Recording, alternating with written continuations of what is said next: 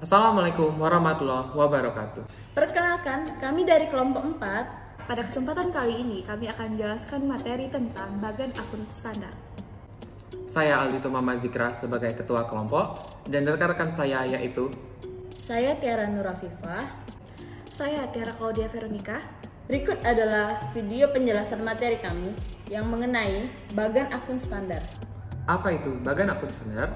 Bagan akun standar merupakan daftar kodifikasi dan klasifikasi terkait transaksi keuangan yang disusun dan digunakan secara sistematis sebagai pedoman dalam perencanaan, penganggaran, pelaksanaan anggaran, dan pelaporan keuangan pemerintah.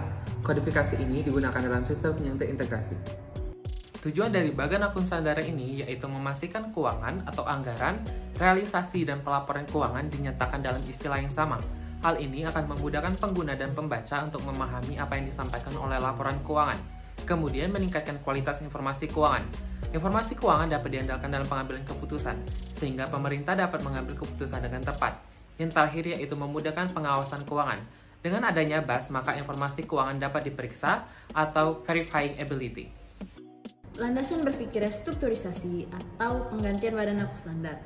1. Perluasan definisi BAS dari akun menjadi 12 kode yang membentuk struktur BAS. 2. Menggunakan satu BAS untuk pencatatan akrual dan kas. 3. Mengakomodir penganggaran berbasis kinerja dengan adanya kode output. 4. Penyesuaian dengan aplikasi SPAN, SAIBA, terdapat pemisahan antara struktur dan atribut pelaporan. 5. Penyempurnaan akun untuk implementasi akuntansi berbasis akrual. Pengelolaan BAS dikelola oleh Ditjen Pembendaharaan yang perubahannya itu dapat disebabkan oleh adanya usulan atau penetapan kebijakan. Nah, usulan ini disampaikan kepada DJA atau DJPB. Nah, dan yang terakhir adalah pemutakhiran ini, tata caranya dapat diatur dalam Peraturan Dirjen Pembendaharaan.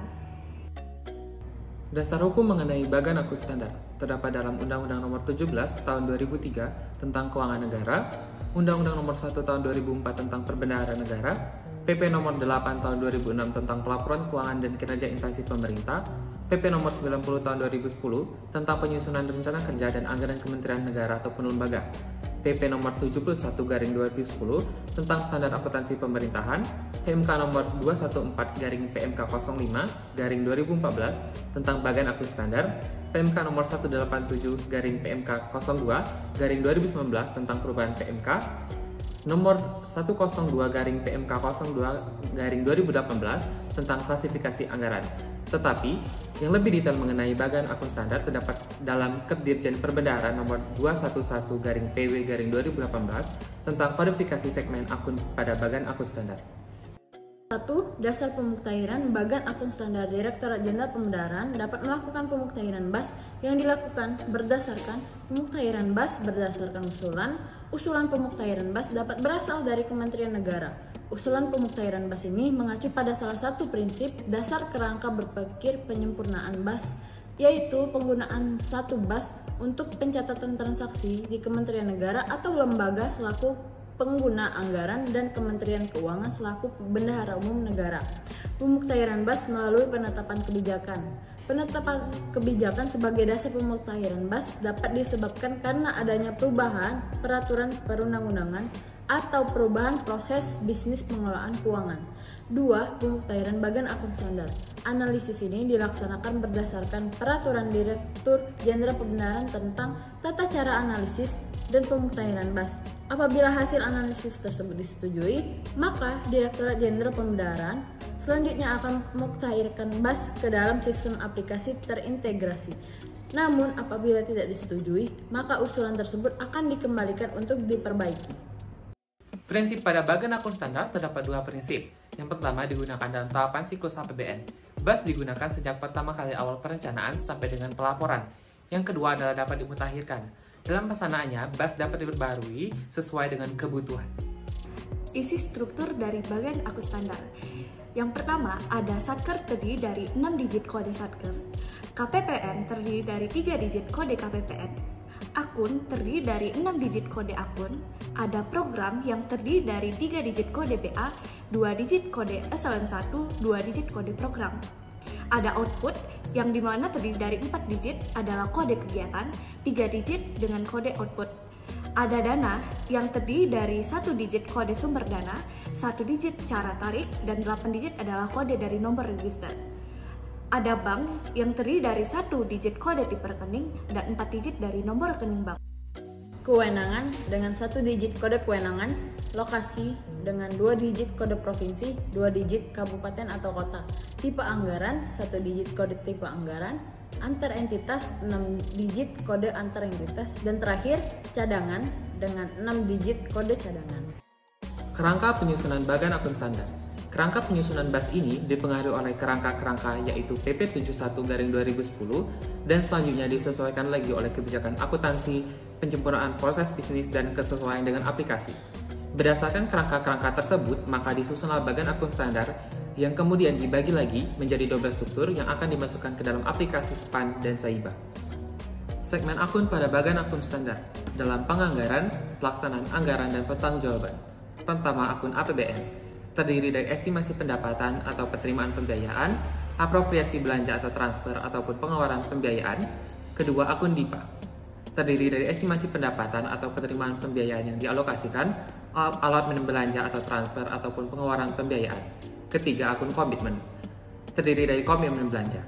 Keempat, akun realisasi. Terdiri dari pendapatan LO, pendapatan LRA, beban, belanja, penerimaan pembiayaan, dan pengeluaran pembiayaan.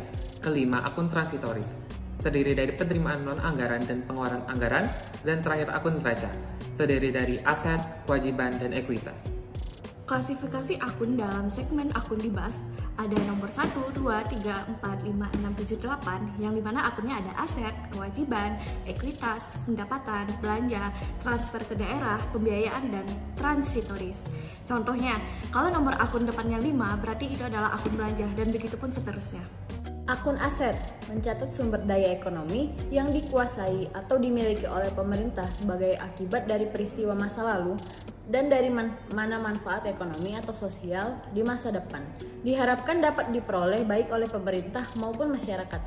Akun kewajiban digunakan untuk mencatat kewajiban atau utang pemerintah yang timbul dari peristiwa masa lalu yang penyelesaiannya mengakibatkan aliran keluar sumber daya ekonomi. Akun ekuitas digunakan untuk pencatatan surplus atau defisit laporan operasional. Selanjutnya, ada akun pendapatan yang terdiri dari dalam buku besar kas dan dalam buku besar akrual. Dalam buku besar kas ini menghasilkan LRA, di mana kelompok 1 digit akun ini digunakan untuk mencatat penerimaan kas pada rekening kas negara yang berdasarkan dengan dokumen transaksi setoran ke rekening kas negara ataupun pengesahan maupun potongan. Nah, sedangkan dalam buku besar akrual ini menghasilkan LO, kelompok 1 digit akun ini digunakan untuk mencatat penerimaan pemerintah yang berdasarkan dengan dokumen transaksi yang sah sesuai dengan peraturan perundangan. Yang terakhir ada akun belanja. Akun belanja ini terdiri dari 2 juga. Ada dalam buku besar kas maupun dalam buku besar akrual. Dalam buku besar kas ini menghasilkan LRA sebagai belanja. Kelompok 1 digit akun ini digunakan untuk mencatat pengeluaran kas dari rekening kas negara berdasarkan dokumen pembebanan anggaran yang sah sesuai dengan peraturan perundangan. Nah, sedangkan dalam buku besar akrual ini menghasilkan LO yang mana sebagai beban. Kelompok 1 digit akun ini digunakan untuk mencatat beban pemerintahan buka untuk kemungkinan aliran keluar sumber daya pemerintahan di masa mendatang yang berdasarkan dengan dokumen transaksi yang sah sesuai dengan peraturan perundangan.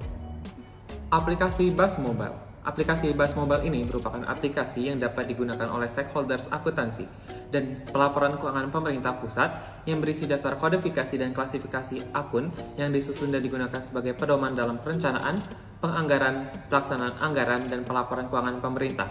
Fitur lain yang dapat ditambahkan adalah pendalaman atas akun berisi himpunan pertanyaan dan jawaban mengenai akun. Jadi, aplikasi tersebut akan sangat bermanfaat dan membantu para pengambil kebijakan terutama dalam memantau penggunaan keuangan negara.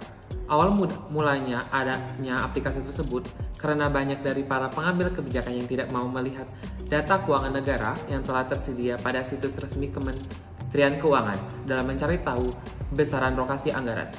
Aplikasi BAS Mobile ini menyediakan fitur-fitur utama, yaitu narasi BAS, daftar akun, daftar pertanyaan dan jawaban, dan informasi.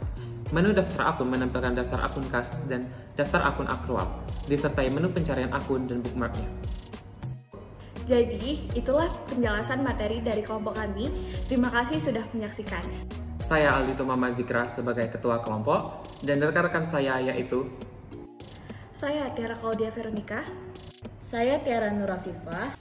kami pamit undur diri. Semoga penjelasan dari kami dapat dipahami. Kami tutup dengan wabillahi taufiq walhidayah. Wassalamualaikum warahmatullahi wabarakatuh.